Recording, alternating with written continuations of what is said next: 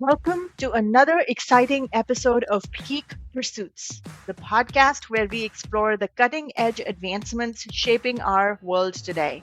I am your host, Sandhya Lakhanpal, and in this episode, we are diving into the thrilling terrain of AI driven video production. Joining us is Jeremy Toeman, the visionary founder and CEO of AugXLabs, a pioneering company at the forefront of this revolution. Jeremy is on a mission to democratize video editing through the power of AI. AugXLabs is set to empower creators worldwide, ushering in a new era of storytelling possibilities. Together, we'll unravel the mysteries and marvels of how artificial intelligence is reshaping the landscape of video creation. So, buckle up as we embark on this exhilarating journey into the future of media on Peak Pursuits. Welcome, Jeremy, to my show. Thank you for taking the time to speak with me this afternoon. I appreciate you talking about Augie and your vision for video production in future. Thanks. I'm really excited to be here. It's been fun getting to know you a bit online and really look forward to our conversation today. Awesome. Okay, so let's get rocking and rolling with what inspired you to start Augie and what problem were you aiming to solve when you got into the video industry? Well, it's a funny question given that we're talking in a podcast because the truth is it was for my podcast. So back in the middle of the pandemic, I don't know if you remember, but you either had to start a podcast, learn how to bake bread, or learn another language. That was like the requirements of the pandemic, as far as I could tell. So a buddy of mine, in fact, JT, my co-founder now, we were doing a podcast really just for fun about movies. Just both of us love movies. And we did it and our friends were listening and it was great. But, like anybody, we always want to do, maybe expand a bit and get a bigger audience. And all of the time we kept reading these tips, like just make a video preview, put that up on YouTube, TikTok, the Insta, etc., and that'll help you grow. I was like, okay, great. I have access to all these media tech. Let's do that. So I went and started learning one of the top tier video editing suites that is super powerful. And after about 40 hours of taking online tutorials, I was unable to make much progress. And I started wondering, why is it so hard for sort of a regular person like myself to be able to just make a simple video? I'm not here trying to make like a Christopher Nolan movie. I just want to make like a little promo.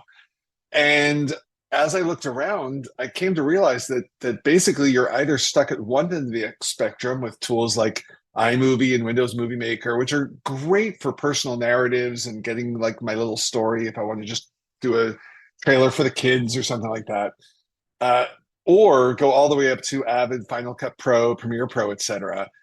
But candidly, learning to use those tools is almost like me learning to fly a helicopter to go to the corner store just to get milk, right? And I started wondering, why is this so hard?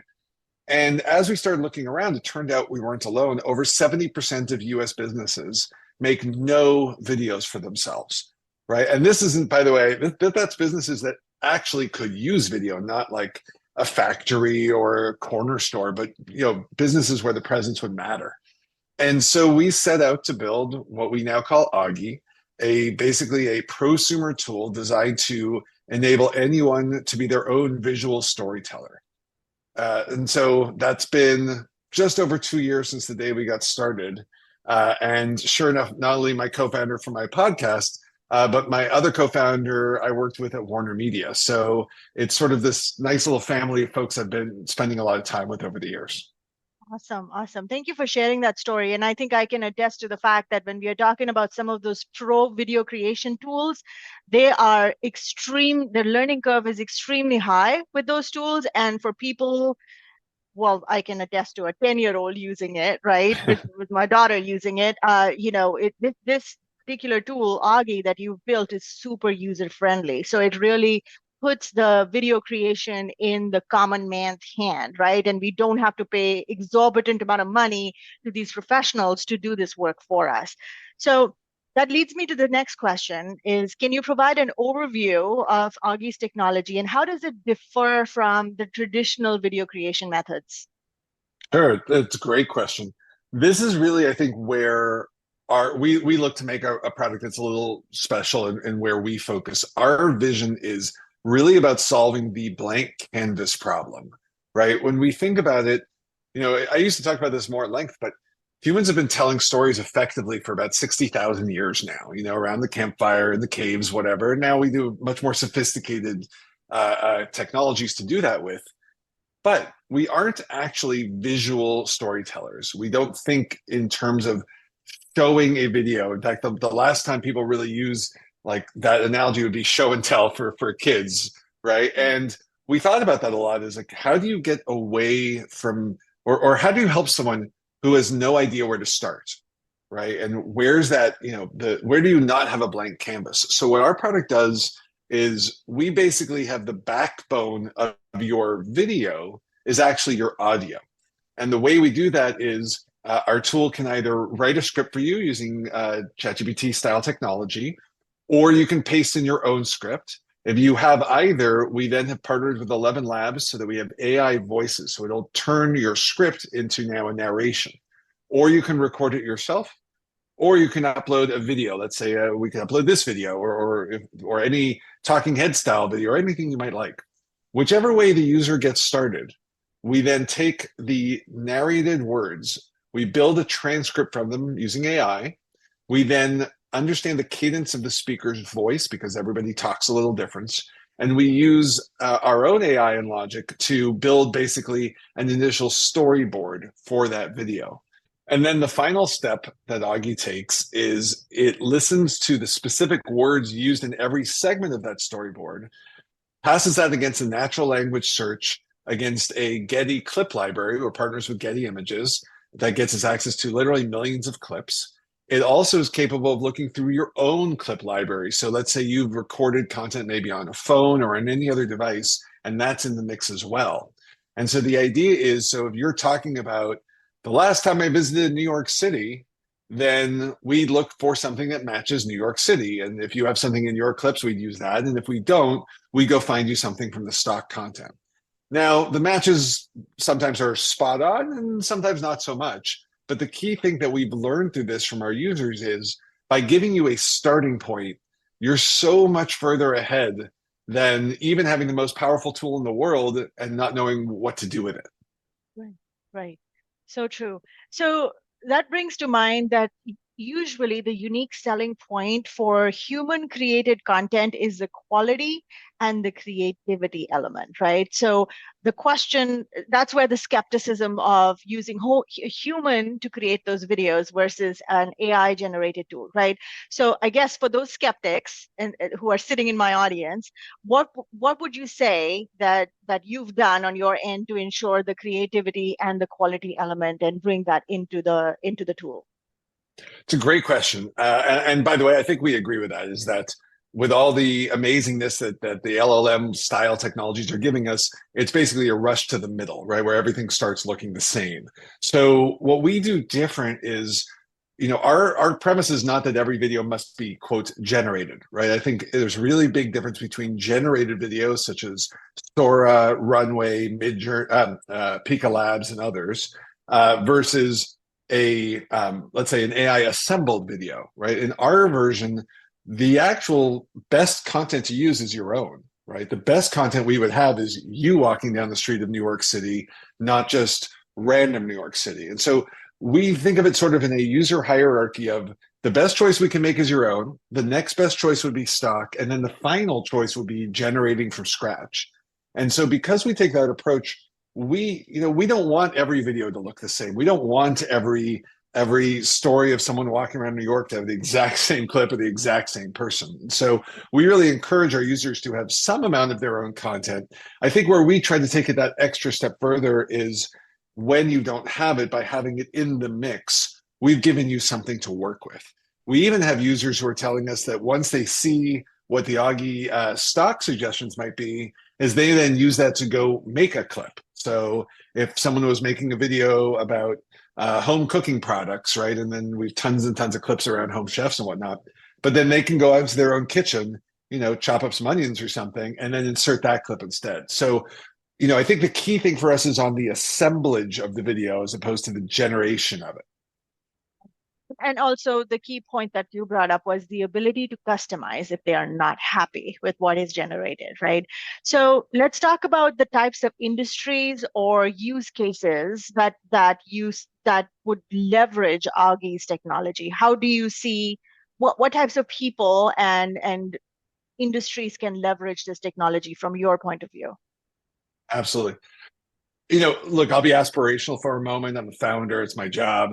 Right. We really are here to create this mid-level tool, this prosumer, solve that gap between, things I can use to tell my personal story and things, as you said before, I might have to go spend a lot of money on hiring a team to do. So from that sort of utopian vision, I hope we build something that everybody could use, from a teacher to a student to a marketer to a CEO. Our strategy and our targeting will be in the business side and around marketers in particular. What we've learned through our almost a year of testing now is people in the creative advertising space, people in the direct to consumer space, and people in the marketing space are all the ones suffering the most by not being able to create as much video as they need. So, as an example, we're working with several publishers where they have, hours and hours of inventory of video ads available, but most of their want to be advertisers don't have video to put there. So in a lot of cases, we're working with sort of that creative advertising team internal to an organization, because then they can go off and make all the ads that their customers might need. So that's one big use case right now. We see just a lot of people in that, creative briefs, creative advertising, small to mid-sized agency, the people who have to do a lot of what, rough cuts and prototyping of video really love Augie because we do that so quickly for them. Right, right. So let's talk about job displacement, right? So that's the biggest fear that AI tools bring in today's landscape. What do you have to say to those traditional video creators and the jobs that will be displaced because of Augie? We have been engaging with video editors from day one. I've had on my advisory board, I have former friends. I personally have been in the media tech industry for 30 years, so I've worked with many, many video folks over the years. And we involve them in a lot of our product decision making because our goal is not to supplant them. As I said before, if you think about where we want to fit in the overall food chain, we don't want to replace what you can do with Premiere Pro or Avid. They're amazing tools, and candidly, we'll never be able to just copy their features to the nth degree, right? That's not what we're here for. Also, if we tried to do that, we'd end up with a product as complicated as those ones are. So the Right. way we're engaging with pro video creators is, hey, use Augie for your rough cuts, right? The rough cut is the first draft you might send to your client or whoever the stakeholder is, right? Because then instead of spending 3 hours of their time just getting that first vision together, they can send something off in 15 minutes, get that kind of approval of, yeah, that's the kind of video we want to make, and then go do their real magic. So the way we see it is we're going to empower hopefully millions of people to be their own kind of baseline creator. And then if our vision goes right, actually, we think we'll be sending even more work to the pros, because those same people, once they get, once their appetites wetted, is that the right phrase? Once they wet their appetites a bit, some of them are going to come back and be like, oh, I want more now. Right. This video ad thing is working for me, but I need better ads. I need to up my brand, right? So our perspective is to get the user to, I'm going to use the term good enough, but I don't mean that as a pejorative, like, oh, it's just good enough. I mean that more like, is this video good enough to help you build your business on, say, TikTok or YouTube? If so, great. Use it. Now you're there. Is it a piece of art like a pro can do? Absolutely not. But there's plenty of places for that, right? If you think about so much of the social content, it's here today, gone this afternoon, right? And so in that kind of almost disposable content cycle, there's another area where we can really help out people. And that's not really displacing anything. Nobody's doing that right now, right? And so we're coming into that middle ground space. Right. So let's talk about early adopters, right? What kind of feedback have you received from early adopters, and how has that influenced the evolution of Augie? We love getting engaged with our users. We've had a Discord community since day one. We're pretty active on LinkedIn and other places as well. And they really help shape our product. Now, obviously, we have users from sort of every walk of life. We have requests for all sorts of features. It's been pretty compelling. We've been on this pretty constant mission to solve that business problem, though. To be really candid, while we have people using it for personal narratives, we have people using it for poetry videos, we have people using it for guided meditations and all sorts of cool things. We love that they're using for us. We'll always have a place for them. But our real focus, again, is that marketer, creative advertiser. So we've been interviewing and engaging with those parts of our community literally since day one. And so as they have particular feature needs, we've been weaving that into our roadmap. At the same time, we've had a pretty strong sense of our own North Star for quite some time now. There's certain things you just sort of have to do. For example, in Augie at the beginning, you couldn't even add text on screen, right? As much as our users were asking for us, we already knew we had to add text on screen. So there's a bunch of things we know are sort of at table stakes, and we just have those on our constant roadmap.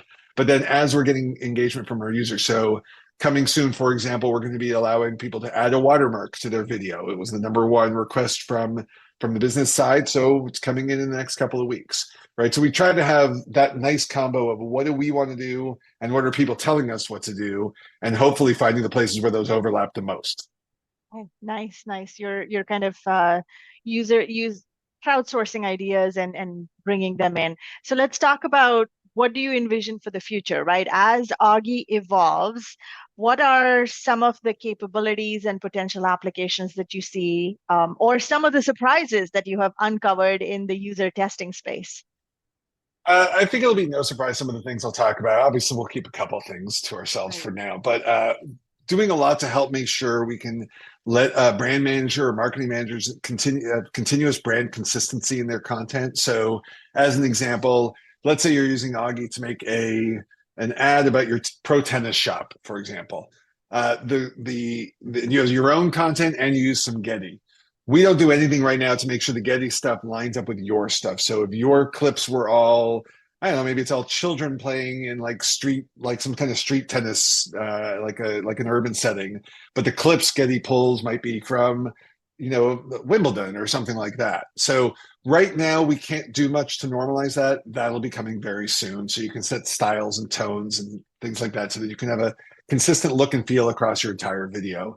We're also working on some collaboration features so that, if you're, let's say you have a stakeholder, you're making, let's say you're the ad person, right? So you're making an ad for the business and your marketing manager wants to see it before it goes live and even give back comments and feedback. So some collaboration features will be coming soon.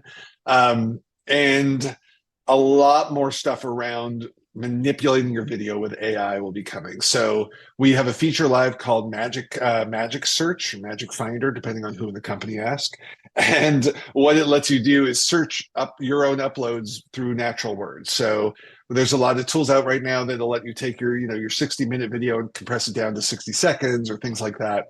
We're adding those kind of features as well as intelligent search. So if you, again, let's use that example, you're making a video about tennis and you say, when you rush out onto the court, let's say somewhere in your B-roll you have a clip of 20 children running out onto a tennis court or something.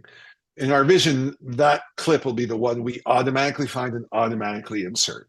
Today, that's still manual. Today, the user has to kind of carry that load, but that'll be coming again very shortly. And then finally, this will be no surprises, our commercial launch is coming soon as well. Right now, we're in beta, and while we do have some paid features, including our premium package, we're letting our users sort of just go nuts with the product. We literally have a couple of people who make, not even kidding, a couple of dozen videos a day using Augie. And so we have no rate limiting or other thresholds in right now. So those will be coming soon. Hopefully all our users feel that that's a fair value exchange for the service they get out of the product and the level of video that they receive. Yeah. Um, so there's a lot of competitors in the market, right? So I guess the question that any skeptic would ask is why your product? Like, what are the pain points and challenges that Augie is solving that I can't get in another competitor? Great question. I would say that solving again for that blank canvas is a huge part of what we do differently. When we look at a lot of the products out there, there's a lot of things that are, very template driven. So if you want to make all your videos have a very specific style template, that's not that we'll have templates coming soon, but I think there's other tools that do that better than we do. And that's not really been our focus. I think our focus has been a lot more around getting content that matches what you're trying to do so that you don't have to do the heavy lifting, right? When I look at a lot of products and they're like, we'll say make videos in seconds and do this in a moment and etc. But then I look at what I actually get, and then I look at the lift it's going to take me to get to what I'm actually trying to do. What we have learned, and this is again user feedback because we care about so much, is our ability to get you to where you're trying to go tends to outpace a lot of the other tools because video editing is nonlinear thinking, and I don't want to get into all the psychology of it because we've obviously learned a lot about it, but Right. it's sort of not how our brains really work. We're just not built to operate that way, and so we've actually designed Augie to take a more sort of natural language approach. It's funny, we even though we don't actually have a chat style interface, one of the most common comparisons we get is sort of like if ChatGPT let me make video, right? Is what we keep hearing because we use your transcript. So you see your own words on screen, and that's how you edit. You don't need to drag and drop weird timelines and things like that. Also, because you start with kind of a baseline piece of content, you basically instantly move into the editing effect as opposed to the creating effect, right? And I think that cognitive load of, oh, I see a thing, I want to change that, is much, much lower than, well, what should I put next? Right. And I think that's That really done a writer's lot block. for us. Yeah, yeah. Exactly. Videographer's blog in this block in this sense. Okay, so that brings me to my final question for today. What advice do you have for aspiring entrepreneurs looking to venture into AI, especially in the startup space? Oh wow, that's a fun question. You know, I would say this. I think the AI space is not what a lot of people think it is. Um, Fundamentally, if there's a category and a market leader, it's pretty safe to assume that maybe it'll be that market leader, maybe it'll be someone else. But all those companies are adding AI. I can't imagine a tech company out there that doesn't have some kind of AI initiative at this point. So Right. if you want to build, a I don't know, restaurant food guide thing that lets you find the best restaurants nearby and et cetera. It's all AI powered. But really, what you did was basically redid Yelp, but with AI. I don't think you're going to beat Yelp with AI. And I would say that's sort of true for all things, right? Kayak already has AI stuff, plus they've got a ChatGPT plugin. So there's travel. And I don't think we're going to get AI dating and all of these sort of standard things. So my advice would be look for non-filled opportunities, right? It's I mean, when we started this company, it was before I don't know what we're calling it, the LLM revolution. We were focused specifically on, as I said at the very beginning, what is the product in between, let's say, iMovie and Premiere Pro?